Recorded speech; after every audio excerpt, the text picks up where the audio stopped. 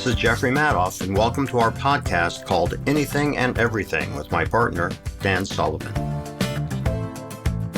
I was reading a sociological study by a management consultant who talked about three totally different kind of creatures in the business world. And he identified them as corporate executives, managers, and executives.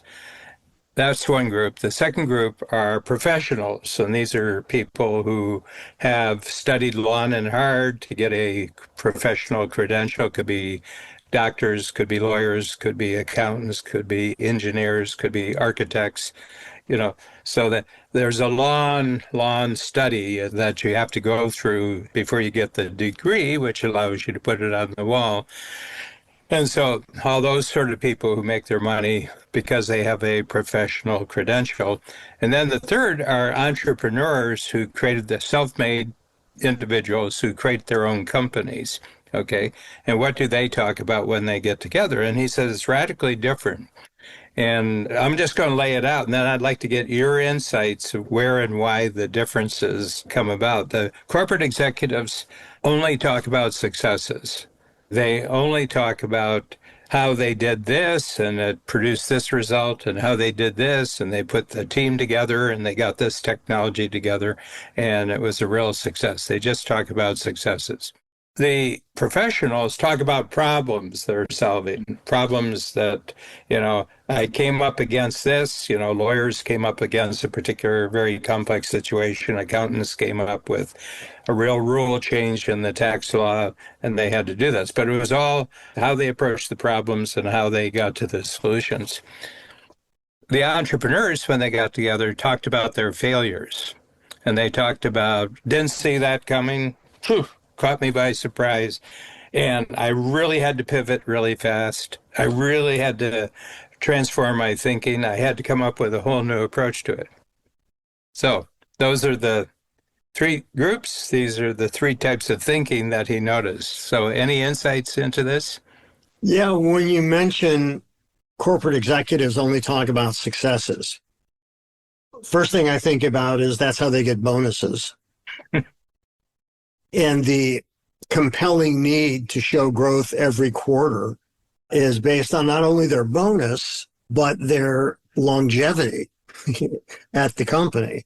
So I think when they talk about success, and not to mention, by the way, if it's a public company, shareholders, because private companies, you don't really know how much business they do, and they don't need to address those same things. Which I think is quite interesting. Professionals, the nature of their business is problem solving. You don't go to a lawyer unless you have a problem. We're trying to avoid one. You don't have an accountant unless you had to really have somebody keeping all your finances organized and showing you the best ways to avoid the taxes and all of that. And if you talk to them, you come away now knowing you have a lot more problems to solve than you thought you did. Yes. Yeah. I look at lawyers, and I have some of my best friends are lawyers. But I look at lawyers as basically, if they were doctors, they would infect you so they could treat you. And so I think there's a lot of that. And then the entrepreneurs, I think, talk about their failures, but it's, in my experience, and you have a lot more experience in this than I, they'll only admit to that based on a certain level of conversation that's going on. And because otherwise everybody talks about, how fast they grew their business and, all this kind of thing. But talking about the failures, I think there's a psychological need to not feel alone. And once somebody makes it okay to say, that didn't work out, and they talk about that failure, then they realize that's just part of everybody experiences them. Yeah. When you're an entrepreneur, oftentimes you don't have initially anybody else to talk to about it other than other entrepreneurs. Yeah. Because I don't think the entrepreneurs go around saying to other people, I have failed. Yeah. Well, it's just a really interesting thing because, when I think back more than 50 years now, the significant failures are a multitude. There's just many, many, many failures, Some of it's backstage, some of it's front stage. You hire the wrong people. They were excited in the job interview, and you're a salesperson, and they got excited. So they bought the position you were trying to sell them. And so you have to learn that the people doing the hiring are like poker players. They don't indicate anything. And then, being out in the marketplace and the many, many rejections you get for what you think is a great product, great service, and everything like that. But you have to, eventually, the marketplace is right. What you had, they weren't interested in at the moment that you're trying to sell them. Well, yeah, I think to say they're right, would you say IBM was right in passing up the personal computer? Probably at the time, because, it sort of dictated. It was sort of like the electric camera, came out of Rochester, New York, the electronic camera. I think it happened at Xerox first, and then it happened at Kodak. And you can see the inventor of the electronic camera. You mean digital camera? Are you talking digital camera? Yeah, if you came up with a digital, shows I'm from the 40s. Anyway. I had a steam camera. Yeah. And he says, I want to present I'm creating a theatrical situation here, but he says, I've got a great new thing to present to the board of the Kodak. And he said, this digital camera, we have no more need for film. We have no more need for all those chemicals. It'll be just the camera. And then they allowed him to view their Alaskan offices. They sent him off. You can be too early with a new idea. You can be in the wrong place with a new idea. You can be talking to the wrong people with a new idea. And those are all failures. You have to really learn timing. You really have to learn understanding what the world looks like from the other person's point of view, what they're looking for, and everything else. And there's a lot of failure in getting smart. Yeah, it makes me think, when you were saying that, I think about mobile phones. And, the first mobile phones were, a sizable unit that, had a receiver in the trunk of your car. Or initially it was, the police and things like that. And then people had mobile phones, but the modern, going back to the 90s, early 90s, the modern mobile phones, smartphones. First you had Palm and the Palm Pilot, and they were doing gangbusters for a little while until they tanked. And they tanked mainly because BlackBerry came onto the scene. They had much more highly secured messaging and email. And as a result of that, they got large government contracts and things like that. Well, what happened after that, which I think is quite fascinating, is that, and I don't know if this is the case, but I would think it would be, is a smart person like Steve Jobs and others out there, but Jobs thinking, there's a big market for this. These guys are scratching the surface in who they're going after. Mm-hmm. And this is going to become the thing that you don't leave home without it, as Carl Malden used to say for American Express. So I think it's fascinating because I think timing is impossible. Sometimes you guess right, mm-hmm. and other times you don't. And I think Apple coming out when it did, at least they were able to look and see, there's potentially a huge market for this. And there were use case studies, and why wouldn't individuals want it? Mm-hmm. So I think that, failure is an interesting concept. I mean, for me, failure is giving up on something that's important to me. And, I think if you create a product and it doesn't sell, you try to create another product that will sell. Whatever. But I think that's the business part. The emotional part is... Well, I think when you go back to the first product you were trying to sell, you had more of an emotional commitment to it than down the road a bit. Yeah, because you learn. Down the road, it's just a product. It's an experiment. I mean, I want to see whether it works. I think when you first start out, you're not experimenting. You're putting your life on the table. That's right. That's right. Yeah. That's why you want to do it a lot. Yeah, well, and so you eventually, can get past the emotional stage. yeah, and I think there are things that never leave that emotional stage. You know, part of being a creator is that what you're creating is a certain expression of who you are and what you're Mhm. doing. If you're just strictly a salesperson, whatever gets the sales and makes you the money is your favorite. Mhm. You know, when I had a national sales force for my clothing company when I was designing, and it was the essentially the old 80-20 rule that basically 80% of the samples didn't make it out of the sample case because they knew they could sell these things. And so they didn't want to try to sell the other things. And I think that sales is a whole different animal Mhm. because that's truly marketplace reflection. Now, you know, assuming that that you're a decent salesperson or you aren't off putting to people, but then you're actually selling yourself because it's like they could buy that product from any number of sources. Why would they buy it from you? Mhm. You know, but yeah, how do you look at failure? Well, I've certainly changed in my response to failure. And it comes down to this: how quickly can I get the customer involved in the creative process? Explain that. Yeah.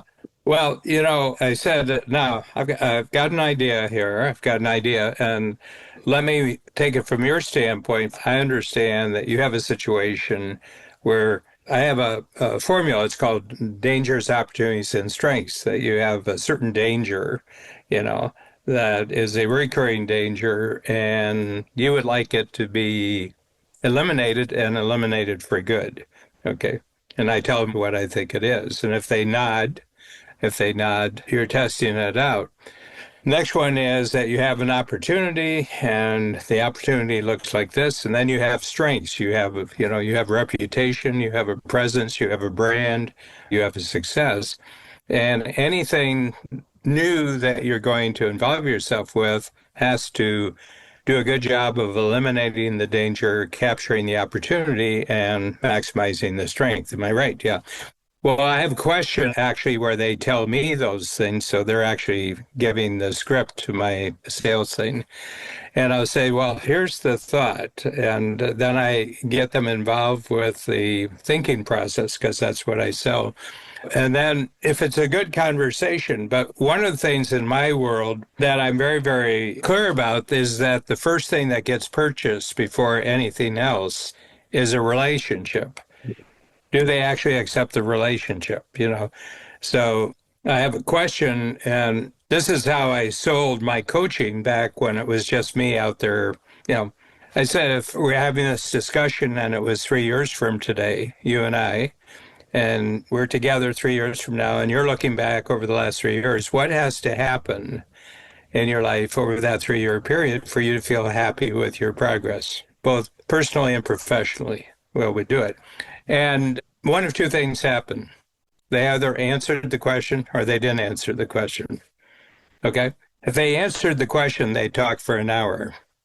I wouldn't have to be involved much. I might ask, clarifying questions. I might ask that, but they're just talking and talking, and they're getting more excited as they're talking. If they don't answer the question, it's usually along the lines, I don't even know you, and you're asking me for very, very personal information. So I'm not going to give you that information. I said, well, thank you very much, because I think you've just saved both of us a lot of time here.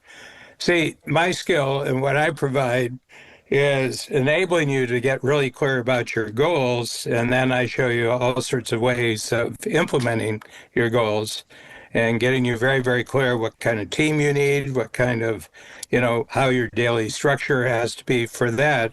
But I need your information because your information is unique, and I have to apply my process to your unique set of goals.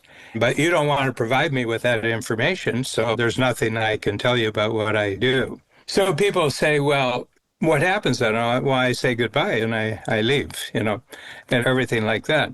Because most of you, time as a entrepreneur is wasted in selling to people who don't want to buy, and selling to people who don't want to have any future relationship with you. but they would like some free information from you. So they'll let you keep talking, and I cut off the free information. Mm-hmm. Yeah. So that became the basis of the whole thing. And if the person answered the question, they just got their first session. They just got their first session of my coaching, and they say, boy, I'm really excited. I'm really clear and everything else. And they say, and I said, good, if you want, we can formalize what you just said. I can put together a plan for you that reflects what you just told me, and I'll send that back to you. And he says, okay, and how do I pay you? And I said, well, you pay me first, and then I'll do your plan. Yeah. And, it worked out, and I began to realize this, is that most people don't have the ability to ask themselves questions that clarify their thinking. Yeah. And our whole program is essentially based on that process 36 years later.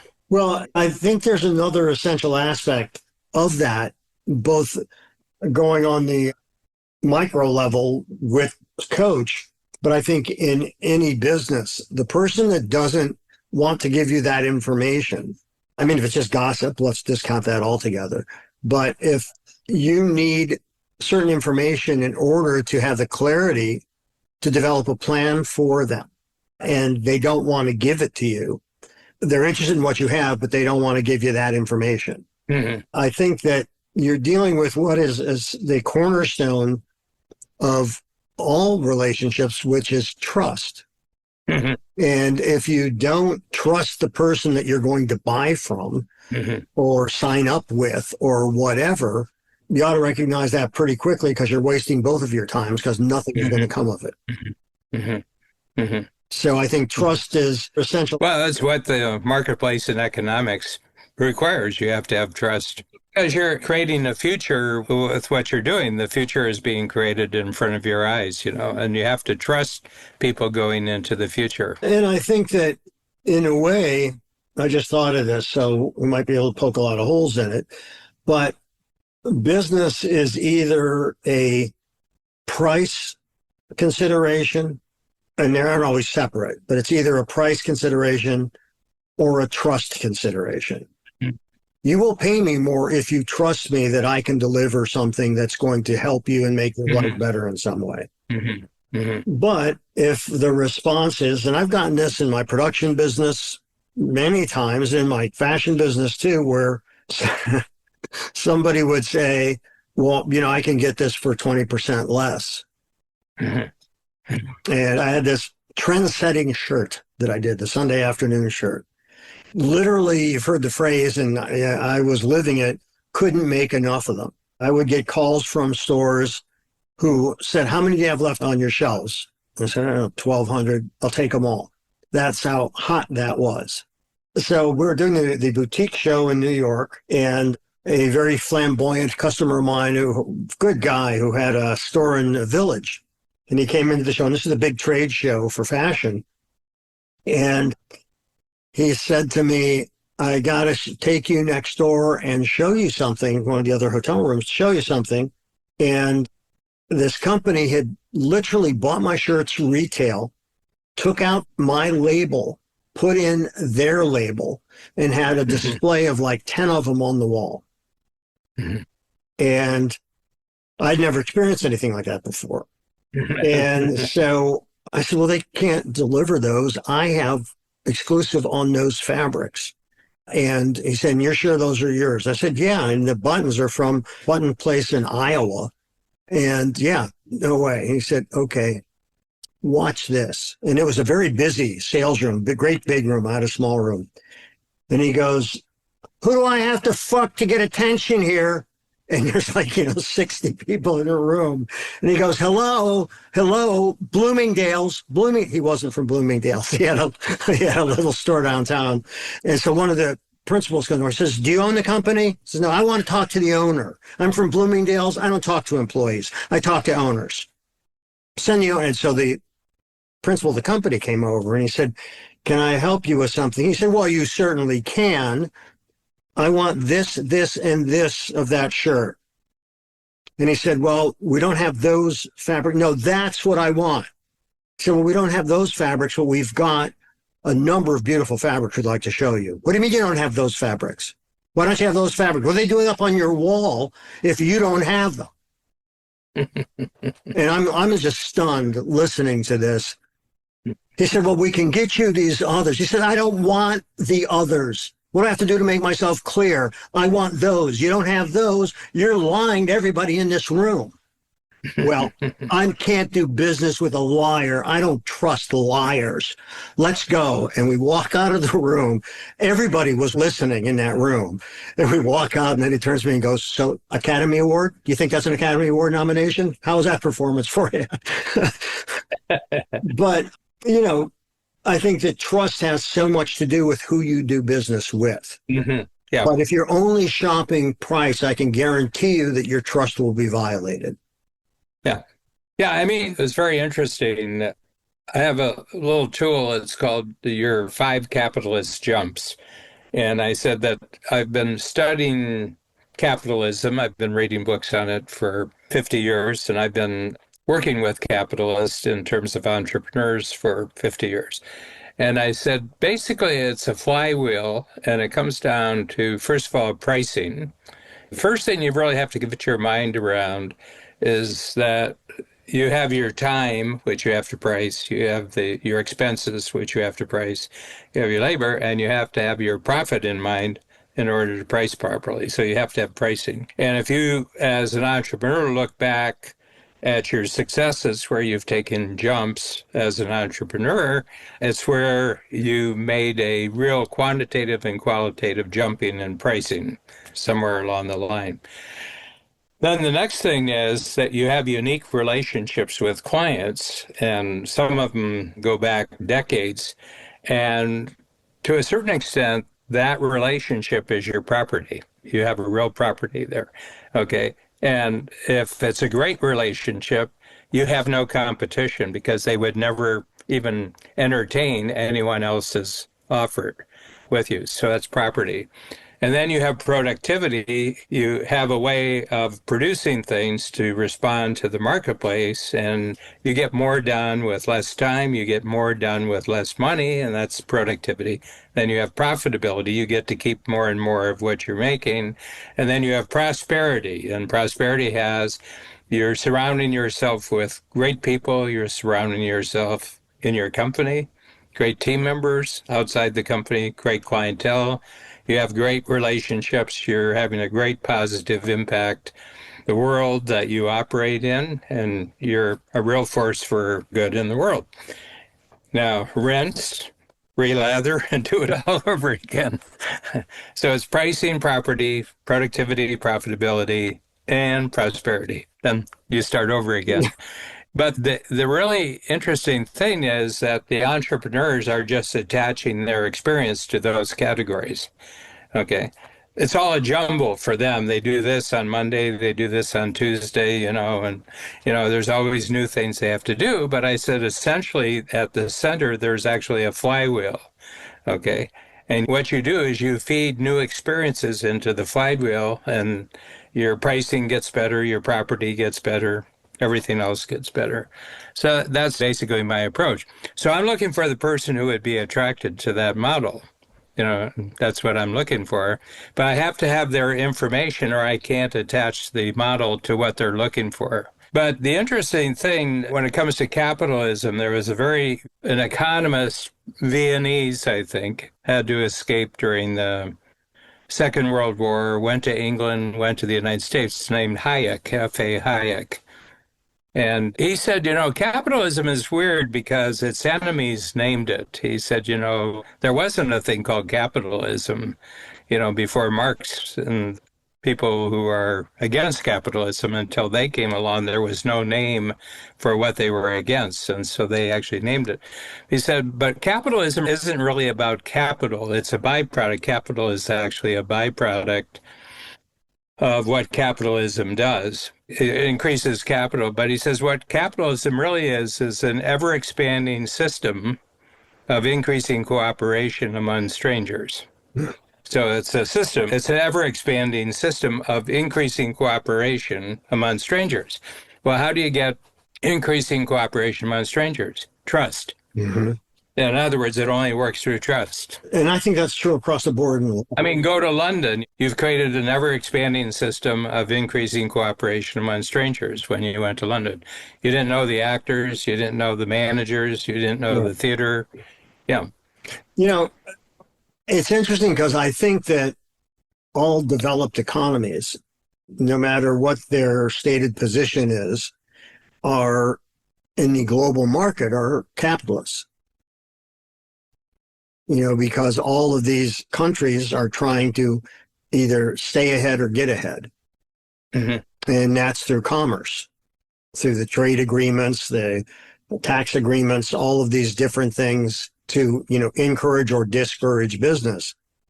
And that general assessment, would you agree with that? Mm-hmm. Yeah. Yeah. And so it makes me think of, for instance, a product that isn't as innovative as it seems. Initially, the first electric car was kind of forced out of business by the car companies. Now what we have, starting with the most popular name, Tesla, there's the electric car. But many of the largest, I don't know where they rank, but high up there in the Middle East, Saudi Arabia, Qatar, United Arab Emirates, and so on, they want you to keep using gas. They have no desire for anybody to ever use some kind of a chargeable battery in their car to keep them going. So we're in a situation now where there's, on one hand, a case can be built for the potential of electric cars and what they can do. Mm-hmm. And then you've got to look behind that curtain, no matter what your thoughts are on electric cars. You look behind the curtain and then you realize, wow, there are huge global forces at play here because there's trillions involved in the infrastructure for oil and gas. Mm-hmm. And there's not as much money, but an awful lot of money being put into developing that. Mm-hmm. Who do you trust? How do you get your information on whether this is a good thing or not? Who do you trust to do that? And then there are things at play that we can only reach by conjecture from things we've read in the political forces that be. But it makes a really interesting situation. If the political leader happens to be totally transactionally based, and then they're going to go where the largest potential payoff is, and whether or not an electric car is better for the country or not isn't no longer the issue. That's the surface issue. The real issue is where can you profit the most? Yeah. Well, and I think the other thing is it all comes down to do consumers actually want them? Yeah, I mean, for example, I'm not a car guy. I've never really been. I've lived in big cities since I was 18 years old, and you can make your way around in big cities. People say, well, what's your favorite car? And I said, I like them with four wheels. I like them with four. Another one of your unreasonable demands. Yeah, and I like that it's enclosed and when it's cold out and when it's wet out. The usual, fairly basic set of checks on it and everything like that. And we have one. I mean, Babs has a Tesla, the X, which is sort of their SUV. And she loves it. She just absolutely loves the car, And she's a real get up and go driver. Babs really likes it. We only take one long trip where distance comes in, and it's about 3 hours. And I'm the guy who was always checking the dashboard to see where the gas is. And I'm watching the electric charge. I'm watching the electric charge down there. And so, my attitude is that she doesn't like going to gas stations because she can't stand the smell. Okay. Where I love the smell of gasoline. If I could bag it and take it home, I'd sniff it later.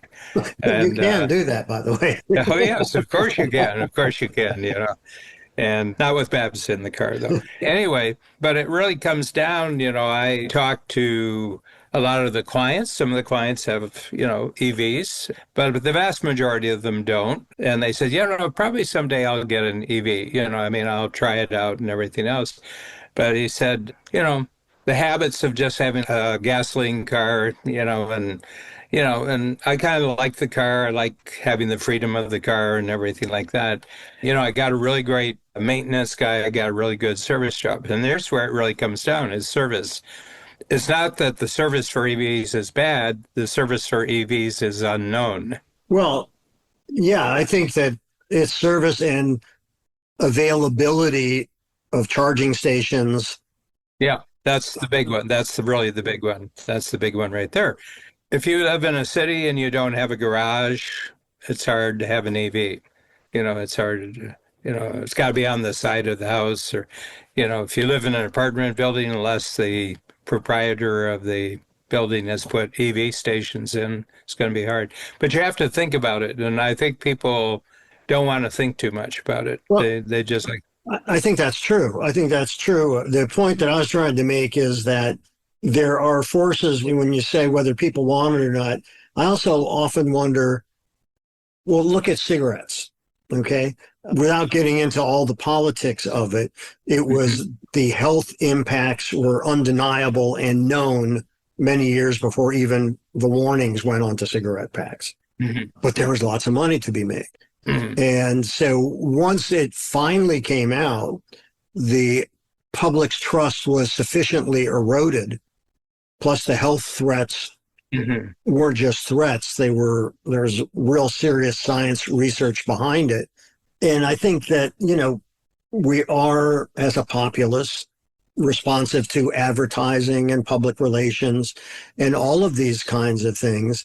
So when, you say whether the market will tell you whether people want it or not, they may want it, not knowing the harm that it could cause, or they may not want it because the sources of information are untrustworthy. Also, there's the other fact that it's one of the most powerfully addictive drugs in the world. Well, right, which is a good reason to stay away from it altogether. Yeah. Yeah. Nicotine stuff to beat. Yeah. So I think so trust cuts across so many fronts, but it is, I think, uniquely interesting in business because the way you laid out those different professions earlier in our conversation, I think that's really true. In each of those things, I think the common bond is in order to have a successful relationship, trust has to be a part of it. Yeah. So based on those three and using your term of trust, which do you think has, of the three, which has the most trust in someone who's in your profession? You're an entrepreneur, you're a professional. And I would say the corporate has the least trust. Yeah, I think that's true. I agree. Yeah.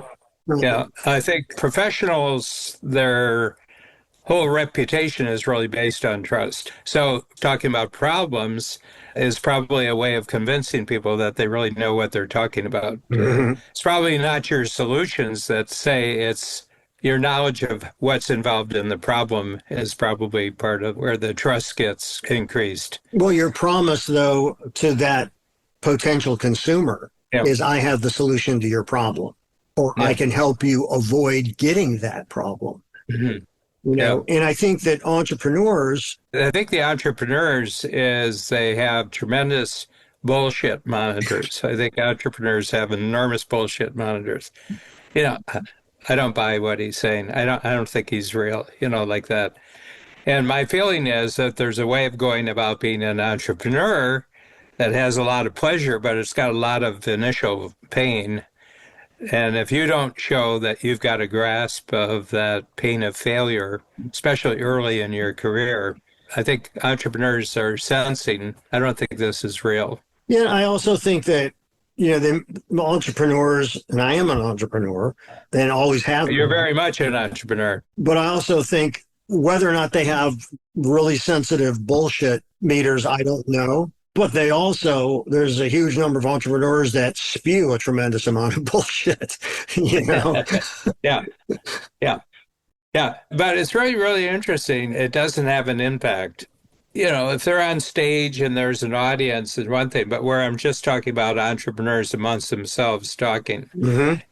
One of my narrative stories I talk about is 4 years into my entrepreneurial career, going through both a divorce and a bankruptcy.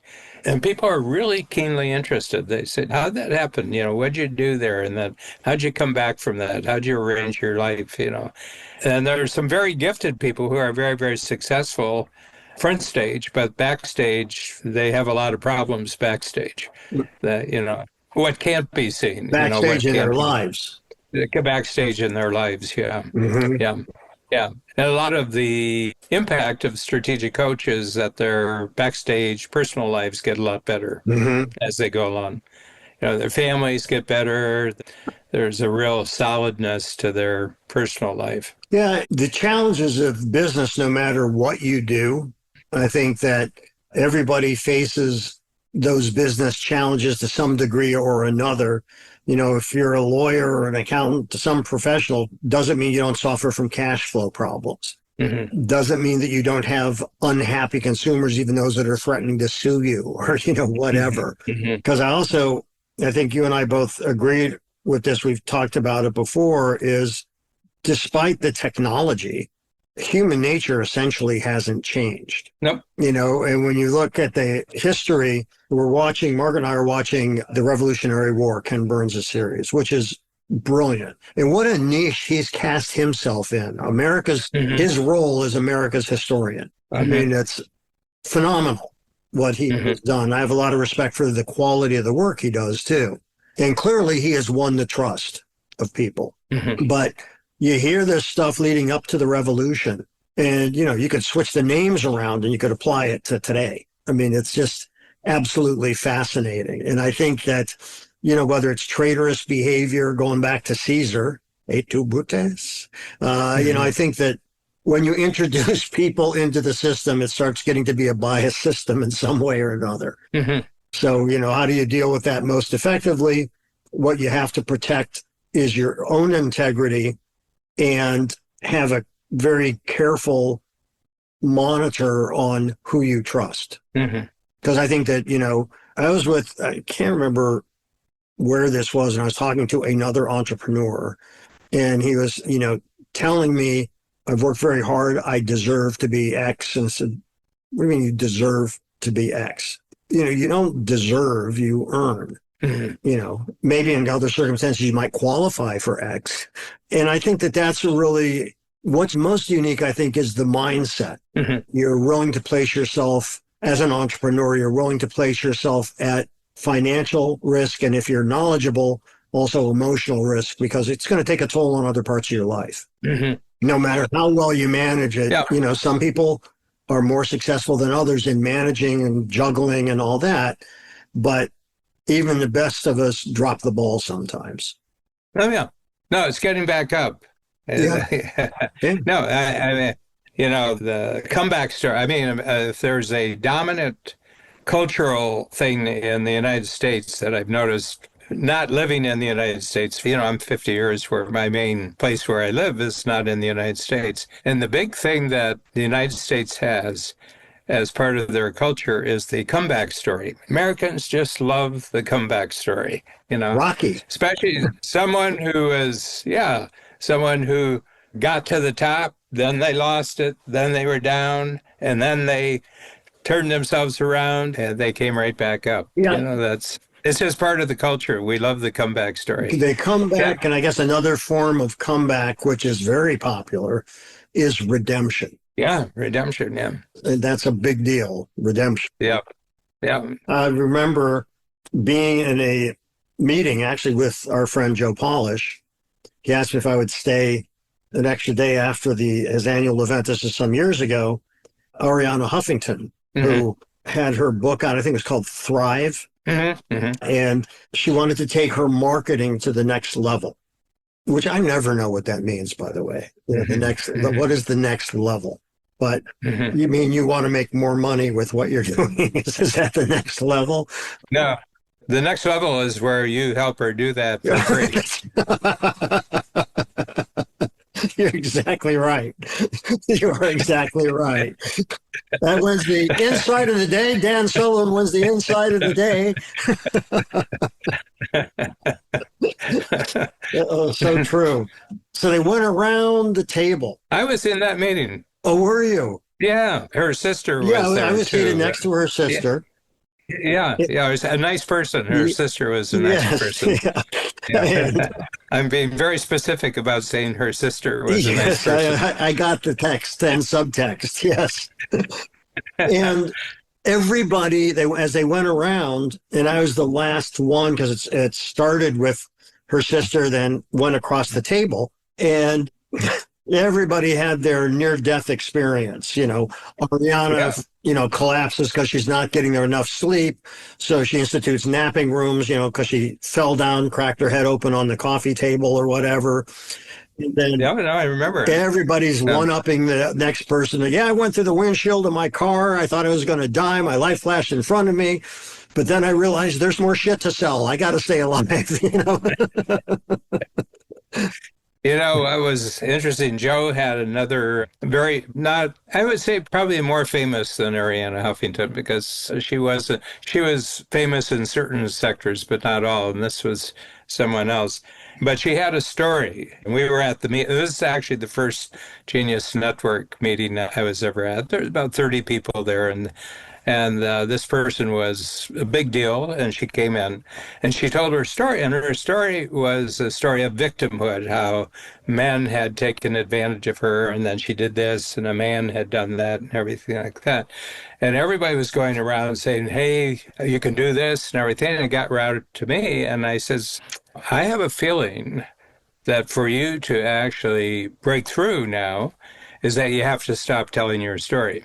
And she said, oh, my story, I know. She said, I really good. And then a minute later, she had just taken what I said and built it into the story. And she was telling, but you could tell her story was stopping her from going anywhere. She had this, but everybody was gaga, they could get close contact with this person. I said, she's not going to go anywhere because she's got this story that stops her. Well, and the reason I brought up that meeting is everybody had their redemption story, how they faced, some, health crisis, accident crisis, everything, and they were trying to outdo each other as they went around the table in terms of the crisis that they had come back from. And then, of course, then I root for the people that didn't fuck up badly in the first place. Yeah. And I think that people who have kept on the path, stayed responsible, trustworthy, all of that, I think that's an underappreciated accomplishment. Mm-hmm. It's not as dramatic as going through your windshield, but I'll take the other. Mm-hmm. But redemption, the redemption and the comeback. That's why I think people love Rocky. Oh, yeah. It's a real cultural meme, and it's not everywhere. Canada doesn't really have it. It's not in Canadian culture at all. Yeah. And sometimes people say, well, what's the difference between Canada and the U.S.? I said, well, I'll give you one. And I said, it's bankruptcy. The whole cultural response to bankruptcy is different. In Canada, first of all, they take away all your credit cards and you don't get the first one back for 7 years. Mm-hmm. In the United States, you go bankrupt on Monday and you get your 3 new cards on Friday because they don't want you out of the game. Right. And they've already done the numbers. They've already factored in. Probably it's going to be okay if you get 3 new cards on Friday. I said, that's a big cultural difference. Yeah, it is. Is that still the case? Oh, yeah. Yeah, we have sort of a real high-tech city about 60 miles from Toronto. It's called Kitchener-Waterloo.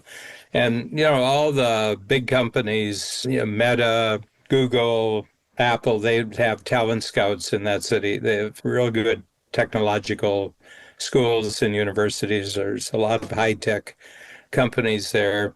But we were talking about bankruptcy and how it's a disqualifier in Canada. If you go bankrupt, it's a real disqualifier.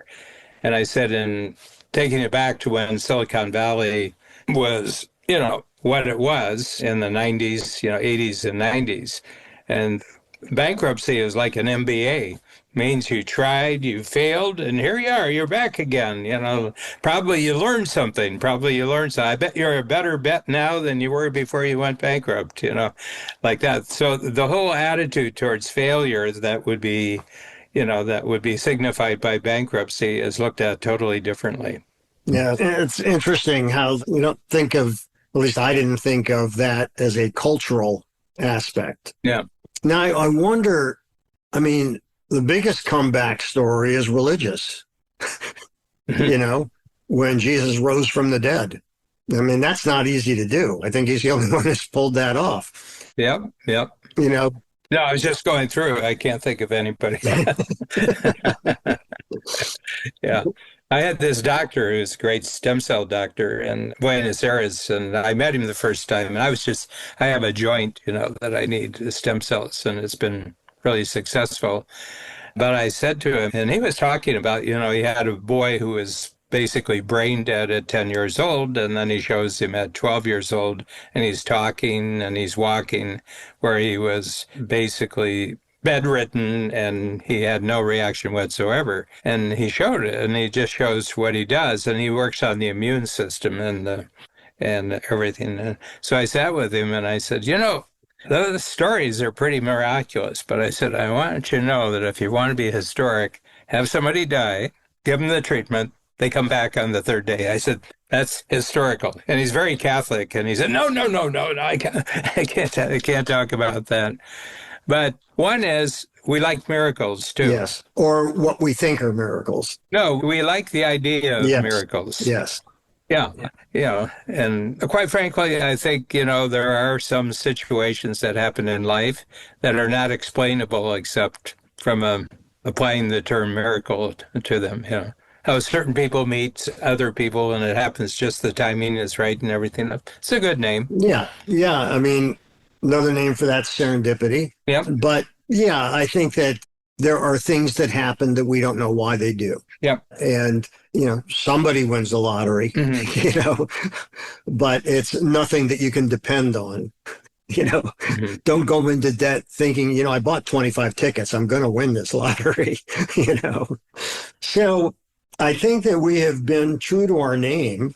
Yeah. Anything and everything. We went a lot here. You had any takeaways? Yeah, we came back to the anything that we started with today. Well, and the everything that helped shape it, yes. Yeah, and the everything, it didn't have enough dimensions to it. We added a lot of dimensions to it. Yes. Dimensionality is everything. Dimensionality, context. All of that. But yeah, it's interesting, talking about the professionals and the entrepreneurs and corporations. Managers and executives, but mostly. Yeah. I have such an aversion to that, I didn't even write it down. Yeah.